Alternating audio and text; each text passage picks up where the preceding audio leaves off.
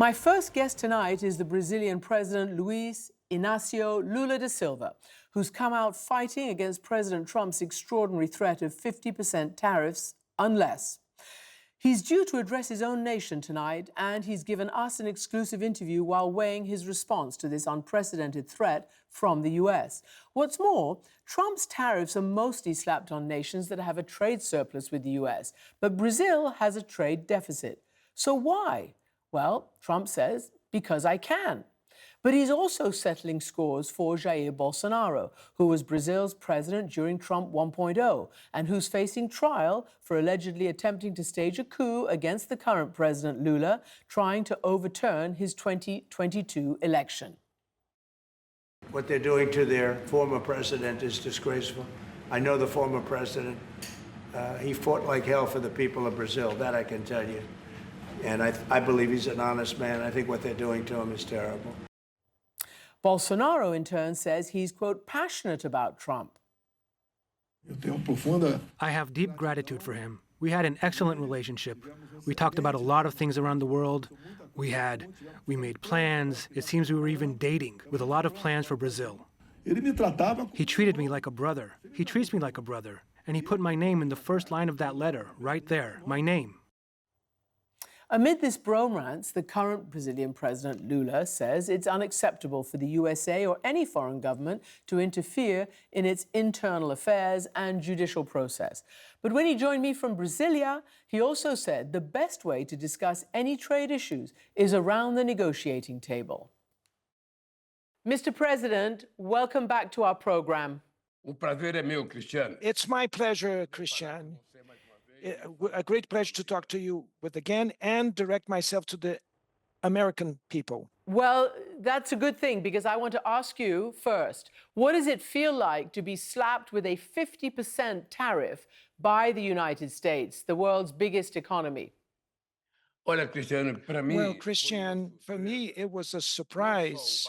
Not only the value of that tariff, but also how it was announced, the way it was announced. I think we're lacking a little bit of multilateralism on President Trump's mindset, and he knows that a problem of this sort, it is solved in a bargaining table, around the bargaining table. So what do we see? We were negotiating with the U.S. already for some months. My foreign affairs minister, the vice president of the Republic, which is also the Minister for Industry and Development and Commerce, were negotiating. And since March, we've sent a proposal to the U.S. government. After 10 meetings, we sent a proposal on May the 16th saying what we wanted and what was a possible first-to-reach agreement. For our surprise, instead of a response to the letter that we sent, we received the news published in the President Trump's site. It was not a letter sent officially by diplomatic means. I think it was a mistake, a big mistake, because the letter that President Trump is full of things that are not true. First of all, the justice system in Brazil is independent. The president of the republic cannot interfere in the judicial branch of power. Second is that the trade deficit is not true. The United States in the last 15 has a surplus of $410 billion vis-a-vis Brazil. And thirdly, if we're going to charge big tax in Brazil, that's a problem of the Brazilian government. If we charge a high tax and they don't agree, we can establish a negotiation with the government. This is how the world works with multilateralism. That's how the world trade works and how Brazil acts. What we cannot have is a President Trump forgetting that he was elected to govern the U.S. He was elected not to be the emperor of the world. It would be much better to establish a negotiation first and then to reach the possible agreement, because we're two countries that we had very good meetings and we have good relations for 200 years. And so he's breaking away from any protocol, any liturgy that should exist between the relations between two heads of state. It was very unpleasant. We're trying to talk with the people there, but we're also preparing ourselves to give an answer to that. What I've been saying publicly is that we will use all the words that exist in the dictionary in trying to negotiate. If we don't manage to reach an agreement, I can reassure you that we will go to the World Trade Organization or we can gather a group of countries to respond, or we can use the reciprocity law that was passed, this bill by the National Congress. This is how it's going to work. I regret that two countries that have an historical relationship of 201 years prefer to be fighting through judicial means because one president is not respecting the sovereignty of the other president. Now, Mr. President, apparently President Trump is saying that he, disagrees with Brazil's investigation and court case against your predecessor, President Bolsonaro. This is what President Trump said. This is nothing more or less than an attack on a political opponent, something I know much about. It happened to me 10 times. What's your response to that? Olha, a minha resposta. Well, my answer to that is that the judiciary branch of power in Brazil is independent. The president of the republic has no influence whatsoever with the Supreme Court and the justices. The justices are approved by the Senate. They took office and they have independence and they take care of our Constitution. Bolsonaro is on trial, not because he's an opponent, a political opposition.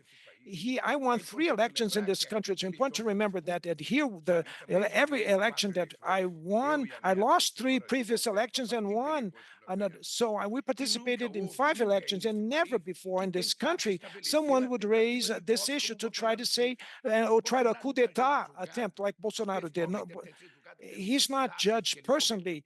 He is being judged by the acts. He tried to organize a coup d'etat. He threatened secretly the death. He planned the death of Vice President, myself, and the Chief Justice. He could be on trial just for that. And the Attorney General denounced yesterday he will be convicted, and I believe in that. Cristiano, I'd like to say something to the American people. If Trump was Brazilian, and if he did what was happening at the Capitol Hill, he'd also be on trial in Brazil, and possibly, and he would have violated the Constitution. According to the justices, he could also be arrested if he had done that here in Brazil. Well, I have to say at this point, because I have to say that President Bolsonaro denies all these charges. But more to the point, his son, Eduardo, who is I believe, a member of your parliament, he has been in the United States lobbying for sanctions, but he was calling for sanctions against the Supreme Court justice. Then Trump turns around, having thought about it, and in fact puts sanctions on your whole country of 200 million people in terms of this 50% tariff. Your opponents have been, Bolsonaro has been trying to get this result, and they want you to drop the charges. Veja, primeiro não é o presidente Lula que acusa. Well, first of all, it's not the President Lula that is charging Bolsonaro. It's the prosecutor's office, and the Supreme Court is the one that will rule. It's important to remember, Christian, that I was put on trial with this same court, this same Supreme Court, that I lost 3 previous elections in this country, and I never raised any issue.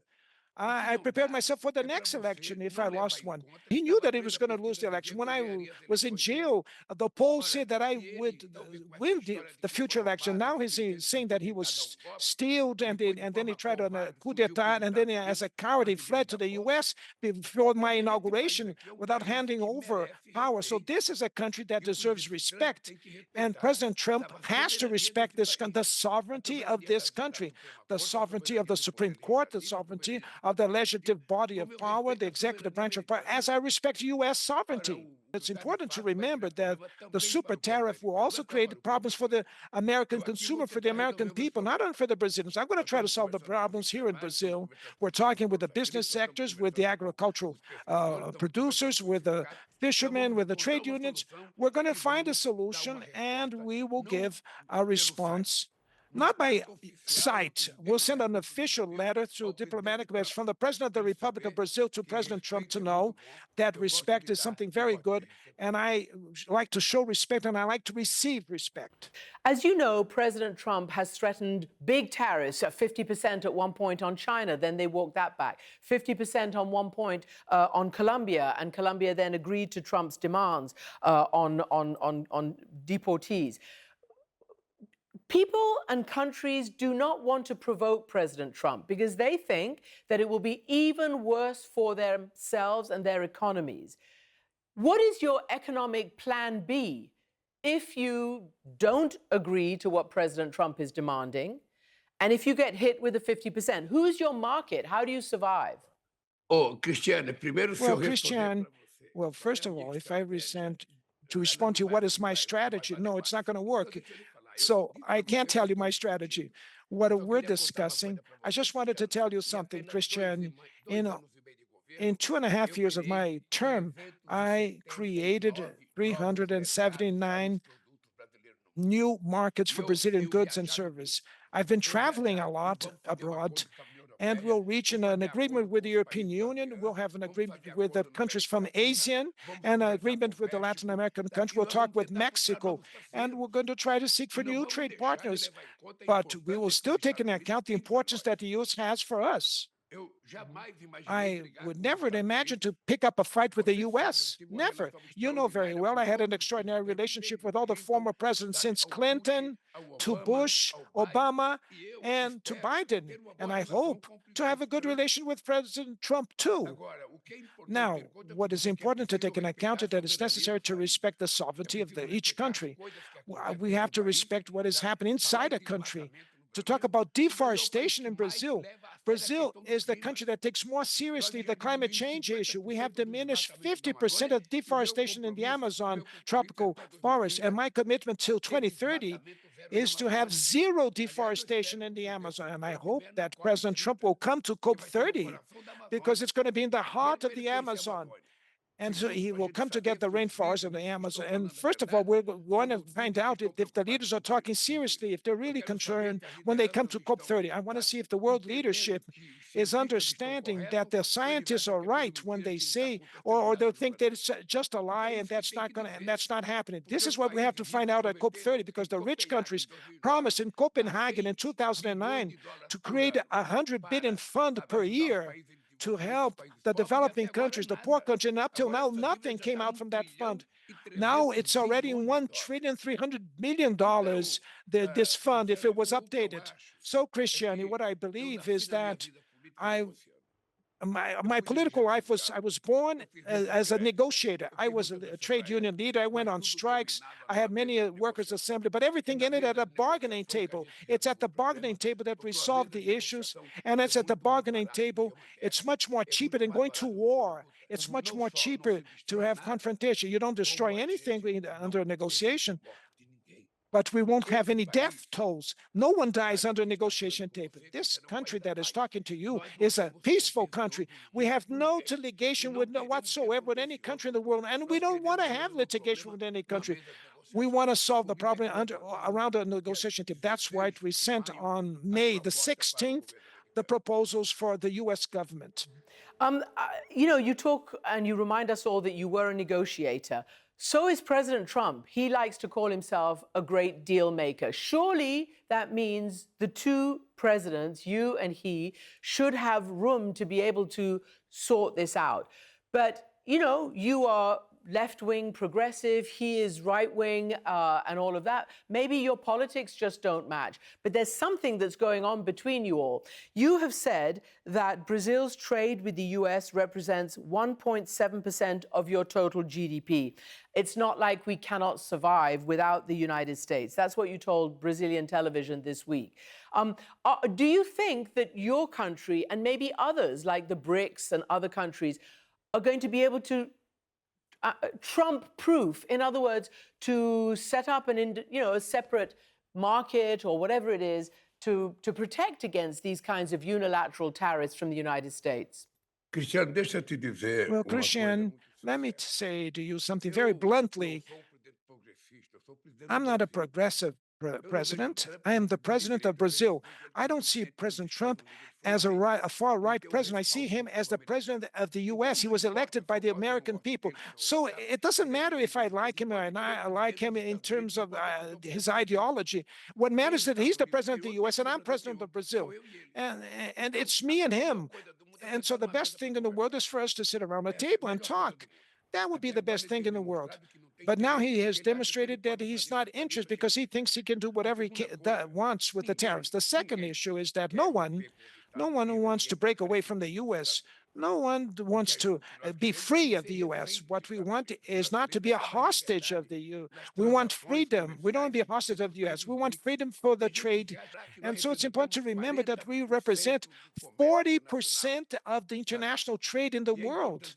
And it's important to remember that we have 25% of the world GDP. And besides that, we have almost half of the world's population. And so we don't want to pick up a fight with anybody. The BRICS was not created to fight with any country. The BRICS was created so that we that consider ourselves equally discuss in a peaceful manner our issues. This is how we seek peace in Ukraine. That's how we sought peace in Gaza. That's how we want peace in the African continent, especially in Congo. Brazil does not want to feed any war or participate in war. Brazil wants peace and negotiate. It's important that the U.S. government should know that. Okay, so I want to ask you whether you might feel any sympathy or have any advice for President Trump when it comes to President Putin. You've just talked about wanting peace in Ukraine, and you spoke to President Putin when you went to commemorate the end of World War II in Moscow just this year. You have suggested that you could mediate, but you have also seen that President Trump tried to talk sense to Putin, tried to look like, a negotiator and a mediator, and Putin has absolutely failed to respond. In fact, done the exact opposite, and Trump is getting very frustrated. You haven't had any success with Putin either in terms of ending this war. What advice do you have now to President Trump and to yourself and to anybody else who wants to try to end this bloody war? I was very happy when President Trump said that he was going to negotiate with this war, the end of the war with Putin. I was happy with that. Although I have divergence with Trump, I was happy that President Trump was willing to stop the war. Now, this week, I heard that he's going to sell more arms. The world is very strange, Christian. The world has increased. The NATO countries increased in 5% of their GDP military spending to buy arms. And we have 733 million people that are dying of hunger, and others that don't have medical assistance, other millions don't have drinking water, and don't have basic sanitation. So all this money that is being carried to buy weapons should be carried to end poverty, extreme poverty in the world. And when the extreme poverty countries develop themselves, they can buy from the rich country. But not even this idea they can understand. So I believe that it would be important to understand there are no interlocutor to solve the peace issue. It's necessary that UN should take over the coordination. UN has to take the coordination, and Putin and Zelensky agree with that, to have a coordination of a group of countries that are friends that could develop an alternative proposal to what they want. Otherwise, this war will not have an end. And I hope sincerely that President Trump, instead of selling more weapons, he be more careful to try to reach peace. He has the strength, the force to do that. The same thing, I think, President Xi Jinping. He can be more active and more influential with Putin. So if you don't have interlocutors, the war will continue. It's like Gaza. What's going on in Gaza? Netanyahu doesn't show any respect for anybody. He doesn't respect the UN, the US. He doesn't respect anybody, anything.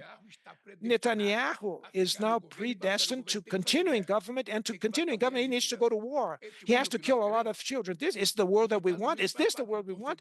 The US is part of the UN Security Council. China is part of the UN Security Council. Russia is part of the UN of the Security Council. France and England. Where are they now? What are they doing? What is the UN Security Council doing now? And the full members of the UN Security Council, what are they doing? They don't solve anything. Who are they listening to? Who are they talking? Every day I read the newspaper. Someone asks for ceasefire, and the next day Netanyahu kills more women and children there. And now he's just killed children that were trying to seeking for food and not for weapons. Where is the world governance that has to intervene? We need a world governance that should be done by the 5 permanent members of the UN Security Council. All these 5 countries, they have weapons, nuclear weapons, and all of them are involved in wars. And the US invaded Iraq without consulting the UN. France and England invaded Libya without consulting the UN, and Putin invaded Ukraine without consulting the UN. And the Gaza war, there's no consultation with the UN either. So, Cristiane, we're lacking world governance. We're lacking global governance. I think that the 5 permanent members of the UN Security Council should gather and say, we have to change the UN Security Council because we're not having the competence to solve the issues. Let's have another governance. And then we have to have representation from Latin America, from Asia, from the Middle East, and Germany, Japan has to join the UN Security Council. Let's change. Let's change to see if we can establish at least hope that the world will have more peace than war. I understand. We want more peace. There's no doubt about it. So I want to ask you finally, what are you going to tell your people when you speak to them in a national address about the current crisis? It's been described as the worst crisis between the United States and Brazil in more than a decade. What are you going to say to your people? Olha, eu ainda não vejo crise, Cristiano. I don't see a crisis yet. Sincerely, I think that in negotiation, that's how it works. Each one says what they want, and each one listens what they have to listen. But what is important is that the relationship between the two countries cannot go on like this. I don't consider myself an emperor to make a decision and publish on the newspaper. That's not how it works. That's impossible. And now President Trump to write a letter and putting as a condition, a precondition for negotiation, no. And that's very discretionary. I can't even believe in that. When I read the letter, I thought it was fake news when I saw the letter through the media. And then I thought it was a true letter that was signed by President Trump. So I can reassure you that Brazil, in the right moment, will give the right answer to the President Trump's letter. And in my address to the Brazilian people, I'm going to tell the Brazilian people what I'm thinking about all this. And sincerely, I can reassure you that Brazil does not enjoy troublemakers and trouble. Brazil likes to negotiate in peace. And that's how I act, and I think that's how all presidents should act. And this is, I think about President Trump too. That Brazil is an historic ally of the U.S. Brazil praises the economic relations that Brazil has with the U.S., but Brazil will not accept anything imposed on it, on the country. We accept negotiation and not imposition. President Luiz Inácio da Silva of Brazil, thank you very much indeed for joining us. Obrigado a você, Cristiano. Well, thank you, Cristiane. And I hope, sincerely, I hope, Cristiane, that President Trump make a review and revise his opinion.